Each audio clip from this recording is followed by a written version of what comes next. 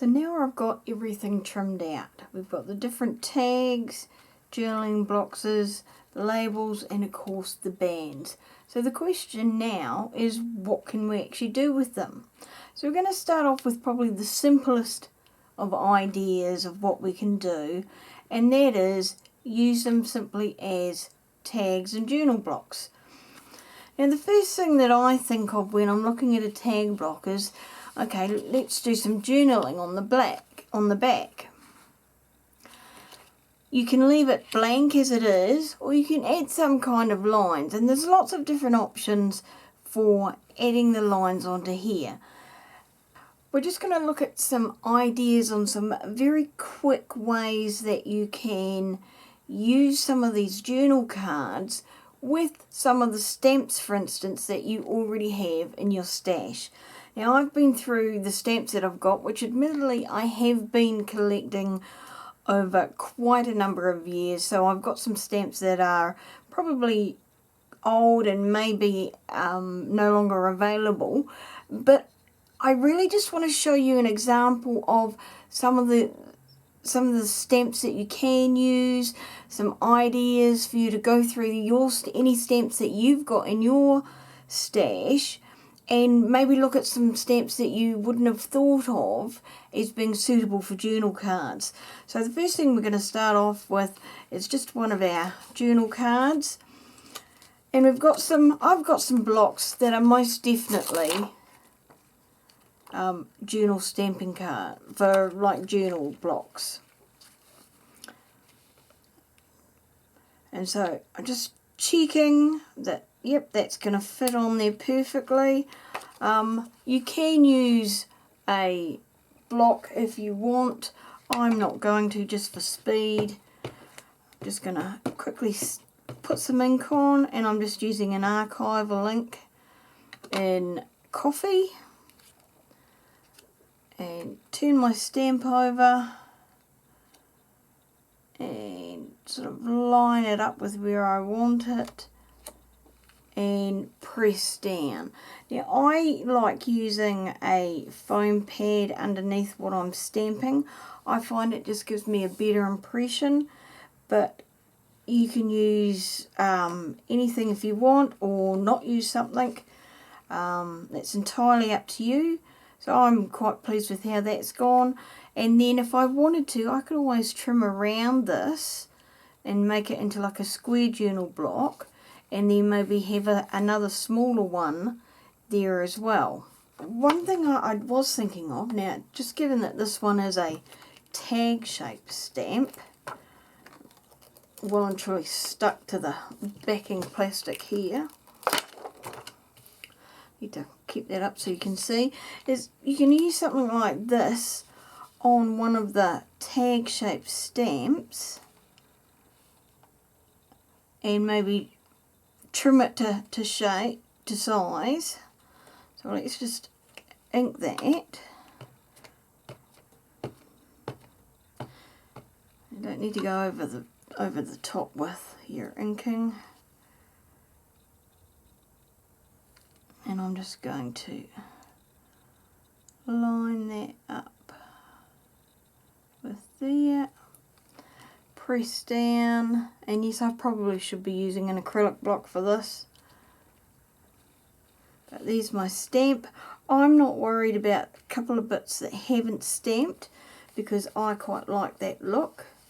But if you were using a stamp mat, stamp placement tool, you can go back over it again. I do have one of those here somewhere, which I should probably be using.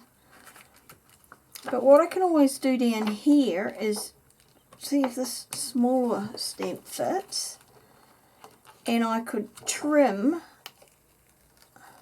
this down. So is this going to fit? Okay, so given that I've got quite a small area down here, I've decided to use my stamping platform just so that I can make sure I do fit it in in that little area, because what I'm going to do is actually trim this down, so I'll have a little wee rectangle as well as a mini tag, so that I'm getting as much space as I can and as much use as I can out of the tag. So I've put that in place, stamped it onto here. I'm going to grab my ink. That's what we have wet wipes for. And then I'm just going to press that down.